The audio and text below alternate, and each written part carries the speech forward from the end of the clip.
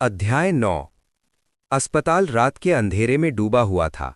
सिद्धार्थ चौहान इत्मीनान से बाल रोग वार्ड की ओर चल पड़ा। उस समय सुबह के 3 बज रहे थे।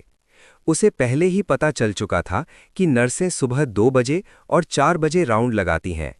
सिद्धार्थ चौहान के विपरीत आन्या एक सिंगल रूम में रहती थी, इसलिए इस समय उससे मिलने जाना एक अच्छा विचार लग रहा था। सिद्धार्थ चौहान को अस्पताल में घूमते हुए देखने से कोई समस्या नहीं होनी चाहिए, लेकिन अगर उसे आधी रात को किसी छोटी बच्ची के कमरे में घुसते हुए देखा जाता तो कहानी बदल जाती। इसीलिए आन्या के वार्ड की ओर जाते समय वो अतिरिक्त सावधानी बरत रहा था। दरवाजे पर लगी नेम टैग पर आन्या वर्मा लिखा था।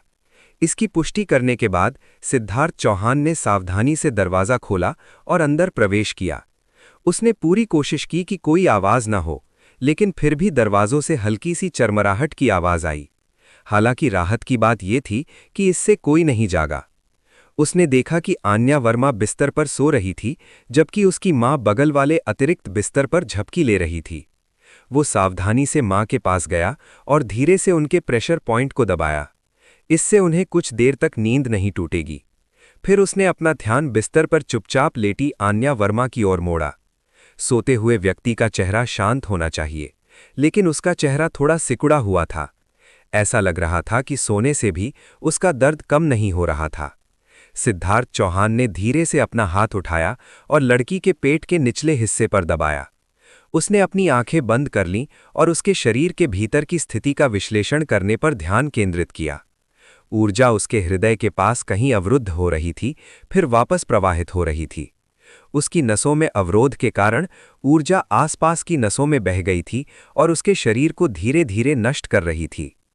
इस समस्या का समाधान था नाड़ी को खोलना। सुनने में तो ये आसान लगता था, लेकिन असल में ये उतना आसान नहीं था। नाड़ी खोलना तो आसान था, लेकिन 2 समस्याएं थीं। पहली, क्या आन्या वर्मा इस झटके को सहन कर पाएगी? और दूसरी, वर्तमान सिद्धार्थ चौहान के पास नाड़ी खोलने के लिए आवश्यक शक्ति नहीं थी। इसका समाधान क्या है? अब जब उसे बाधाओं का पता चल गया था, तो समाधान खोजने का समय आ गया था। दोनों समस्याओं का समाधान एक ही झटके में किया जा सकता था, और वो भी और अधिक ऊर्जा का उपयोग करके। सिद्धार्थ चौहान अपनी ऊर्जा का उपयोग करके लड़की की समस्याग्रस्त नसों के आसपास के क्षेत्र को घेर कर उसकी रक्षा कर सकता था और फिर अवरोध को तोड़ सकता था। लेकिन उसे इतनी ऊर्जा कहां से मिलेगी? क्या उसे अभी अपने दांतियान को सुधारना चाहिए?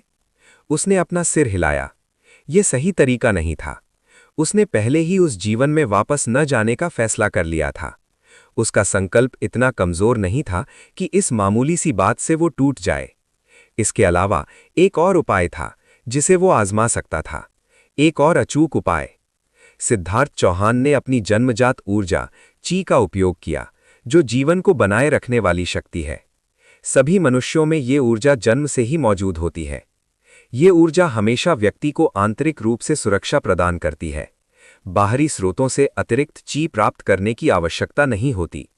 लेकिन इस शक्ति का बार बार उपयोग नहीं करना चाहिए, क्योंकि एक बार उपयोग करने के बाद इसे पुनः प्राप्त करना अत्यंत कठिन होता है। यही कारण है कि गंभीर रूप से घायल व्यक्ति आमतौर पर पहले जैसी स्थिति में वापस नहीं आ पाता। एक और बाधा थी।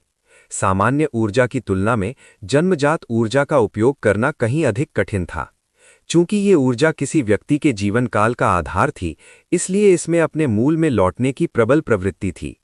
जन्मजात ऊर्जा का स्वतंत्र रूप से उपयोग करने के लिए मार्शल आर्ट की गहरी समझ आवश्यक थी। बेशक मार्शल आर्टिस्ट के रूप में सिद्धार्थ चौहान पहले ही उस स्तर तक पहुंच चुके थे। उसने बिना किसी झिझक के अपनी सहज ऊर्जा का पूरा इस्तेमाल किया। अगर उसे कोई कर्ज चुकाना था तो वो हर हाल में उसे चुकाएगा। इसके अलावा वो ये देखना चाहता था कि आन्या वर्मा की बीमारी ठीक होते देखना चाहता था और उसे एक सामान्य जीवन जीते देखना चाहता था। अगर वो ऐसा कर सकती थी तो वो भी कर सकता था। उनके कारण अलग अलग हो सकते थे, लेकिन न तो वो लड़की और न ही सिद्धार्थ चौहान इस समय सामान्य जीवन जी रहे थे। शायद यही कारण था कि उसे आन्या वर्मा की बीमारी में दिलचस्पी हुई। सिद्धार्थ चौहान की दाहिनी हथेली पर तीव्र ऊर्जा एकत्रित हुई और फिर आन्या वर्मा के पेट के निचले हिस्से में प्रवाहित होने लगी। गर्म ऊर्जा मुख्य नाड़ी से ऊपर की ओर बढ़ी और लड़की के हृदय क्षेत्र के पास मंडराने लगी। उसने ऊर्जा को और अंदर तक पहुंचाया और उसे महसूस होने लगा कि आन्या वर्मा के शरीर का आंतरिक भाग लगभग उसकी पहुंच में है। यहीं ऊर्जा की एक पतली धारा आगे नहीं बढ़ पाई और वापस उसी के पास लौट आई। यदि जीवन और मृत्यु के महत्वपूर्ण द्वार से असंबंधित एक नाड़ी बिंदु इस हद तक अवरुद्ध हो गया था, तो ये वास्तव में एक गंभीर समस्या थी। सिद्धार्थ चौहान ने अपनी ऊर्जा का विस्तार किया और लड़की के हृदय के आसपास के क्षेत्र को पूरी तरह से ढक लिया, ताकि उसकी नाड़ी नलिका के जबरन खुलने से होने वाले प्रतिक्षेप को कम किया जा सके। ये यहां जा रहा है। सिद्धार्थ चौहान की सहज ऊर्जा उबल पड़ी और आन्या वर्मा के हृदय में उतर गई। अवरुद्ध नसें और प्रज्वलित ऊर्जा आपस में टकराईं। बूम! ऐसा लगा जैसे कोई बहुत बड़ा धमाका हुआ हो। उसकी नाड़ी लंबे समय से अवरुद्ध रही होगी, क्योंकि वो खुल नहीं रही थी और सिद्धार्थ चौहान की सहज ऊर्जा को सीधे सीधे रोक रही थी। दोनों बार बार टकराते रहे, जिससे आन्या वर्मा का शरीर कांपने और हिलने लगा। नसों को खोलना कोई मुश्किल काम नहीं था। अगर पर्याप्त ऊर्जा बार बार प्रवाहित की जाए तो रुकावट जल्दी ही दूर हो जाती। लेकिन समस्या आन्या वर्मा के कमजोर शरीर में थी। जीवन और मृत्यु के महत्वपूर्ण द्वार को खोलना खतरनाक था, क्योंकि इस प्रक्रिया के दौरान शरीर पर पड़ने वाले झटके सह पाना मुश्किल था। इसीलिए सिद्धार्थ चौहान को चिंता थी कि क्या वो झटके झेल पाएगी या नहीं। अगर मैं अभी भी रुक जाऊं तो भी परिणाम वही होगा। सिद्धार्थ चौहान की उदास निगाहें आन्या वर्मा को चुपचाप घूर रही थीं। अगर उसे ऐसे ही छोड़ दिया गया तो उसकी अवरुद्ध नसें जल्द ही उसके पूरे शरीर में ऊर्जा के प्रवाह को बिगाड़ देंगी। तब तक इसका परिणाम स्पष्ट हो जाएगा। उसे ये काम तब तक पूरा करना था जब तक आन्या वर्मा के शरीर में इस झटके को सहने की क्षमता बची थी। सिद्धार्थ चौहान ने मन बना लिया और आन्या वर्मा में प्रवाहित होने वाली सहज ऊर्जा की मात्रा बढ़ा दी।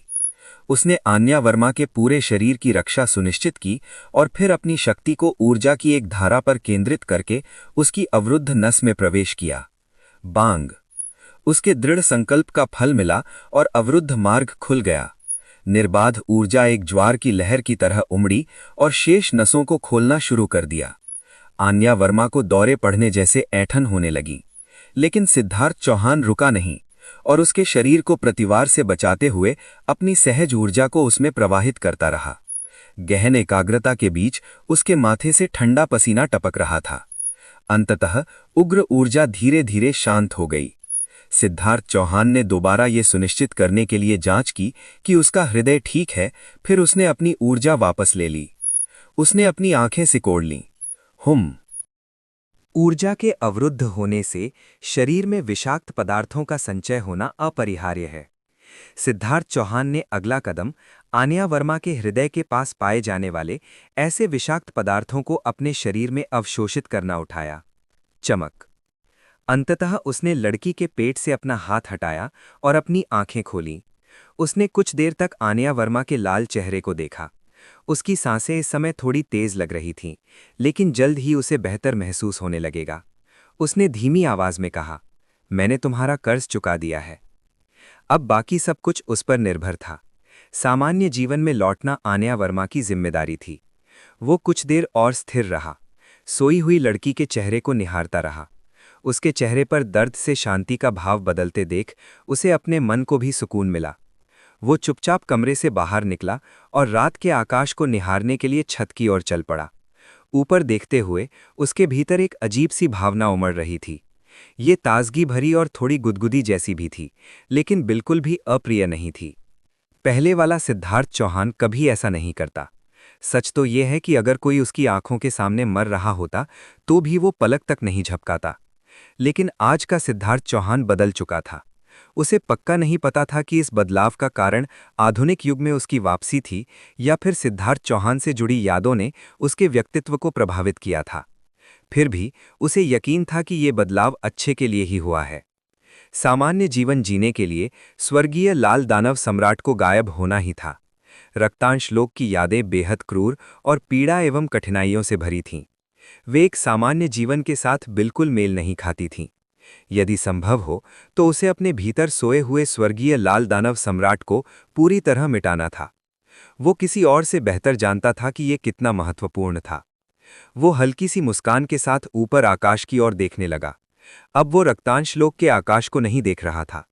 जिस सामान्य जीवन का वो लंबे समय से इंतजार कर रहा था, वो इस अस्पताल से निकलते ही शुरू हो जाएगा। भैया। जैसे ही सिद्धार्थ चौहान आखिरी बार अस्पताल से बाहर निकलने ही वाला था, आन्या वर्मा तेजी से उसके पास आ गई। उसके कदम पहले से कहीं ज्यादा ऊर्जावान थे। उसके चेहरे पर छाई उदासी भी कम होती दिख रही थी। बेशक ये सिद्धार्थ चौहान का भ्रम भी हो सकता है। उसे समझ नहीं आ रहा था कि उससे क्या कहे, इसलिए वो बस वहीं अजीब तरह से खड़ा रहा। आन्या ने उसे ऊपर से नीचे तक देखा। भैया, आप घर जा रहे हैं? हाँ, सिद्धार्थ चौहान ने जवाब दिया और साथ ही उसके शरीर को भी देखा। उसके शरीर में जो जकड़न थी वो निश्चित रूप से गायब हो गई थी। क्या तुम्हें आज अस्पताल बदलना नहीं था? नहीं, सुबह सुबह हमने अचानक फैसला बदल दिया। डॉक्टरों ने कहा कि उन्हें मेरी स्थिति पर कुछ और नजर रखने की जरूरत है। हा, मैं समझ गया। उसने ऐसे सिर हिलाया जैसे इसमें कुछ भी असामान्य नहीं था। आन्या वर्मा ने मुंह फुला लिया, मानो वो उसकी प्रतिक्रिया से थोड़ी निराश हो। तुम हैरान नहीं लग रहे हो? मुझे पहले से ही अंदाजा था कि चीजें इसी तरह घटित होगीं। वास्तव में? हाँ। है। आन्या वर्मा मुस्कुराई, फिर उसने सिद्धार्थ चौहान के कपड़ों को एक बार फिर देखा। अब वो सचमुच खुश दिख रही थी और उसके कपड़ों के किनारे को खींचने लगी। ये कितना अजीब है, जानते हो? आमतौर पर सुबह 4-5 बार दर्द होता था, लेकिन आज मुझे कुछ भी महसूस नहीं हुआ, एक बार भी नहीं। सुनने में अच्छा लगा। इसीलिए तो। आन्या ने अपनी जेब से कोला का कैन निकाला। ये लो, मेरा तोहफा। बस बात पक्की हो गई। उसके मन में यही बात बैठ गई कि सिद्धार्थ चौहान जरूर एक ध्रुवीय भालू होगा जिसे सिर्फ कोला की लत होगी। आखिरकार उन दोनों के बीच हर बातचीत इसी फिजी ड्रिंक के कैन से शुरू और खत्म होती थी। वरना शायद वो यही सोचती कि कोला ही सभी परग्रही जीवों का पसंदीदा भोजन है। सिद्धार्थ चौहान थोड़ी दुविधा में पड़ गया, ये सोचकर कि उसे इस गलतफहमी को कैसे दूर करना चाहिए। लेकिन आन्या वर्मा ने अचानक हाथ बढ़ाकर उसका हाथ पकड़ लिया। उसने असहजता से अपनी नजरें झुका लीं और धीरे से बुदबुदाई, थैंक्स। किस लिए? बस आपको पता है, थैंक्स। वो किस बात के लिए उसका शुक्रिया अदा कर रही थी? क्या इसलिए कि वो कभी कभार उसके साथ समय बिताता था? सिद्धार्थ चौहान उलझन में अपना सिर झुकाए बिना नहीं रह सका। चूंकि आज उसकी छुट्टी हो रही थी, इसलिए ये उनकी आखिरी मुलाकात होगी। इसका मतलब ये था कि उसका इस तरह की बातें कहना कोई अजीब बात नहीं थी। क्या वो उसके जाने से निराश थी? ठीक है, सिद्धार्थ चौहान ने थोड़ा मुंह फुलाते हुए जवाब दिया। हालांकि इससे उसके चेहरे पर हल्की सी मुस्कान आ गई। उसकी मुस्कान, जिसमें पहले उदासी के कुछ अंश होते थे, अब स्वाभाविक और शुद्ध लग रही थी। ठीक वैसी मुस्कान जैसी एक बच्चे की होती है। उसने शरारती मुस्कान के साथ सिद्धार्थ चौहान का हाथ चुटकी से दबाया। उसका इरादा उसे चिढ़ाने का था, लेकिन जब वो बिना किसी प्रतिक्रिया के वहीं खड़ा रहा तो वो निराशा में छी बोली और सीधे उसके चेहरे की ओर घूरने लगी। अगली बार? बिना अनुमति के किसी युवती को छूना मना है, ठीक है? सिद्धार्थ चौहान का पूरा शरीर बुरी तरह कांप उठा। आन्या वर्मा ने आगे कहा, अगर तुमने ऐसा किया तो मैं पुलिस को बुला लूंगी। अगर दोबारा ऐसा करते हुए पकड़े गए तो सीधे जेल जाना पड़ेगा। क्या आपको पता है कि आजकल कानून कितना खौफनाक हो सकता है? मैं लगभग चीख ही पड़ी थी, जानते हो? सिद्धार्थ चौहान ने जवाब सोचने की पूरी कोशिश की, लेकिन तभी दूर से आती एक आवाज ने आन्या वर्मा को बुलाया और उनकी बात बीच में ही रोक दी। ये मेरी माँ है, आन्या ने कहा। फिर उसने सिद्धार्थ चौहान का हाथ कसकर पकड़ा और दौड़ पड़ी। ज्यादा दूर जाने से पहले ही आन्या ने अपना सिर घुमाकर जोश से सिद्धार्थ चौहान को हाथ हिलाकर कहा, स्वस्थ रहना और अस्पताल मत आना, ठीक है? फिर मिलेंगे जरूर। सिद्धार्थ चौहान मुस्कुराती हुई लड़की की पीठ को देखता रहा और धीरे से अपने आप से बुदबुदाया, अपना सिर एक तरफ झुकाते हुए। क्या मैंने उसके प्रेशर पॉइंट को छुआ नहीं था? मुझे याद नहीं आ रहा। क्या इससे कोई फर्क पड़ता था? जब तक नतीजा अच्छा था सब ठीक था। क्या हुआ, सिद्धार्थ? सिद्धार्थ चौहान की माँ उसके पास आई और पूछा। उसने सिर हिलाते हुए जवाब दिया, कुछ नहीं माँ, चलो घर चलते हैं। ठीक है। सिद्धार्थ चौहान आखिरकार अस्पताल से बाहर निकल आया। जाने से पहले उसने एक पल के लिए पीछे मुड़कर देखा और दूर मुस्कुराती हुई आन्या वर्मा को अपनी माँ का हाथ पकड़े हुए देखा। उनका संबंध संक्षिप्त था, लेकिन स्वस्थ रहें। सिद्धार्थ चौहान ने आन्या वर्मा के प्रसन्नता से मुस्कुराते चेहरे को देखा, फिर हल्के से मुस्कुराते हुए इत्मीनान से मुड़कर बाहर की दुनिया में कदम रख दिया। डेमन मास्टर स्टोरी को आगे देखने के लिए सब्सक्राइब करें tell time FM YouTube channel को।